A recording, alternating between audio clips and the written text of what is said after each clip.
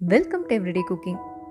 2 பொருட்கள் வச்சு சர்க்கரை கூட சேர்க்காம ரொம்ப ஈஸியாக குக்கீஸ் செய்யலாமா? ஹெல்தியான இந்த குக்கீஸ் ஒரு டயபெட்டிக் ஃப்ரெண்ட்லி ரெசிபி கூட.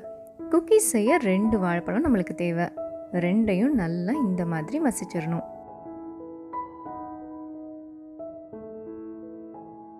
வாழைப்பழத்தை நல்லா மசிச்சதும் இதில் ஓட்ஸ் சேர்க்க போகிறோம். 2 பெரிய சைஸ் வாழைப்பழத்துக்கு 1 கப் அளவுக்கு நீங்கள் ஓட்ஸ் சேர்க்கலாம். இந்த குக்கீஸ்க்கே நம்ம இந்த 2 பொருட்கள் தான் யூஸ் பண்ண போகிறோம். நல்லா கலந்து விடுங்க. வாழைப்பழத்தோட அளவை பொறுத்து நீங்கள் ஓட்ஸை கூடவோ குறையவோ சேர்த்துக்கலாம். மொத்தத்துக்கு உங்களோட குக்கி டோ இந்த மாதிரி இருக்கணும். இது ஒரு 10 நிமிஷம் அப்படியே ஊற விட்டுருங்க. 10 நிமிஷத்துக்கு அப்புறம் இந்த மாதிரி கொஞ்சம் கொஞ்சமாக அளவாக எடுத்து குக்கீஸாக ஷேப் பண்ணிடுங்க. குக்கீஸை நம்ம 2 செட்டாக வைக்க போகிறோம். ஒன்று ஸ்டவ்வில் வைக்க போகிறோம், இன்னொன்று அவனில் பேக் ஆக போகுது. இந்த குக்கீஸ் இன்னும் இனிப்பாக வேணும்னு நினச்சிங்கன்னா கொஞ்சம் நாட்டு சர்க்கரை சேர்த்துக்கோங்க. இதோட நறுக்கின நட்ஸும் உலர் திராட்சையும் கூட சேர்த்துக்கலாம், ரொம்ப நல்லாயிருக்கும். இங்கே நான் 4 குக்கீஸை ஸ்டவ்வில் பேக் பண்ண போகிறேன். மீதி எல்லாம் அவனுக்கு போகுது.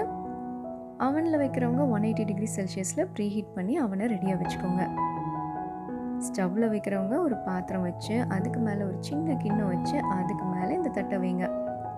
ஸ்டவ்வில் வைக்கிறதா இருந்தாலும் சரி, அவனில் வைக்கிறதா இருந்தாலும் சரி, பட்டர் பேப்பர் வச்சு அதுக்கு மேலே இந்த மாதிரி குக்கீஸாக தட்டிக்கோங்க. ஸ்டவ்வில் வைக்கிறதா இருந்தால் லோ ஃப்ளேமில் குக் பண்ணுங்கள். மூடி போட்டு லோ ஃப்ளேமில் 10லேருந்து 15 நிமிஷம்.